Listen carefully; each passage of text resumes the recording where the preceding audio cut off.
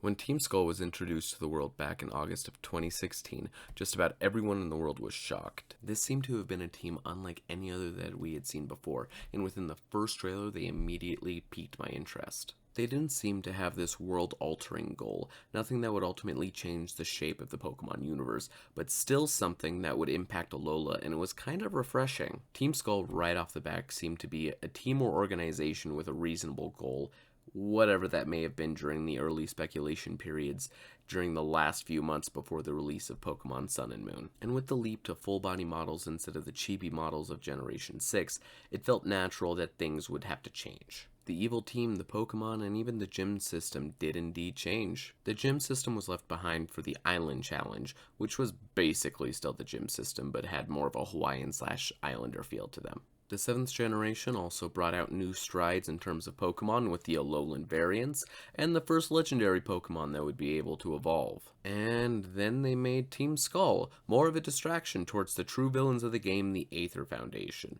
which completely and utterly failed because the moment we all saw the Foundation, we all knew that they were the real bad guys. Overall, I enjoyed the Sun and Moon games, despite having a tutorial that makes Kingdom Hearts 2 look short.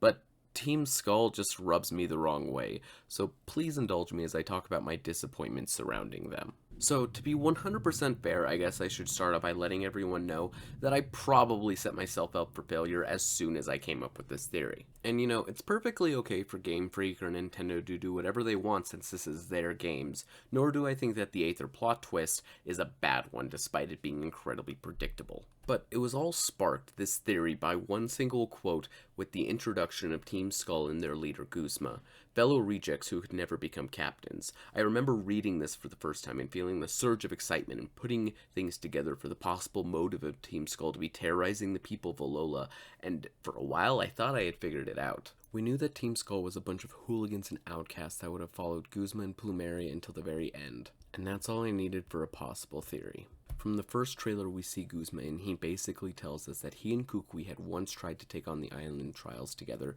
but both of them had failed at becoming captains at some point.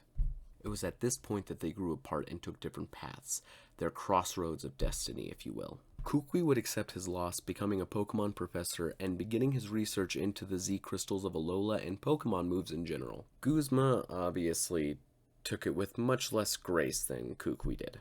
Warning, this is where the video goes into theory and headcanon territory, so be warned. Guzma would have felt cheated and wronged by the island trials. He knew that he was a strong trainer, perhaps one of the strongest in the region, but the trials made him look weak, and he wouldn't accept the defeat, not like Kukui. Guzma would prove everyone wrong, the trial captains, the kahunas, even the island deities themselves. He would perform a cultural revolution in Alola. The island trials were no longer a reliable way of testing the strength of trainers. He and Kukui were strong, but the trials had deemed them weak and unworthy of becoming captains, and he wouldn't allow that to keep happening, but he wouldn't be able to do it alone. So he began taking in trainers from all over the region that felt like the trials had failed them as well, and raising an army big enough to take out the islands one by one, getting rid of the island trials altogether, and possibly forging a gym system much like Kukui would later be inspired to create, and taking the position of champion.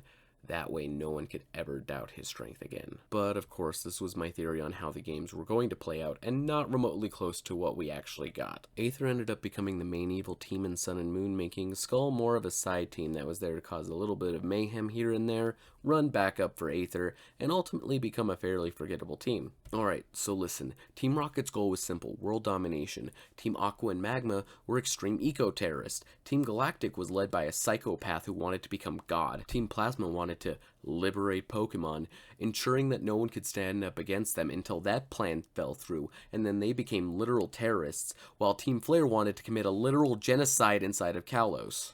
All while Team Skull did basically nothing other than being a fucking sideman.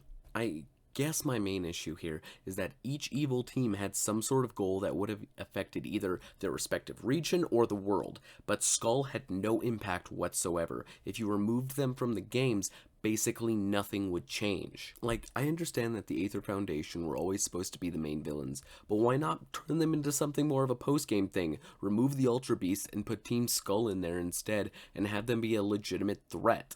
And I think the thing that irritates me the most about all of this is that they had a chance to redeem Team Skull in Ultra Sun and Ultra Moon. But no, instead of giving them any actual depth, they introduced the Ultra Recon Squad. Yeah, you remember those guys that existed for like 20 seconds? But hey, maybe that was the point all along. Move away from these evil teams being these world dominating assholes and just make them look like petty criminals like they are in Sun and Moon. Maybe one day, far, far into the future, we'll get Sun and Moon remakes with a Team Skull that isn't so fucking pointless. These, of course, have just been my own personal opinions about Team Skull. So let me know what you guys think about Team Skull. Do you think they're the best evil team that have ever existed? Or do you think they have a lot of issues and should not be in Pokemon games or anything like that? Leave them in the comments section down below. If you enjoyed the video, go ahead and leave a like. And then if you think I'm a neat guy and are interested in more of my ramblings about Pokemon and lore on video games, go ahead and subscribe.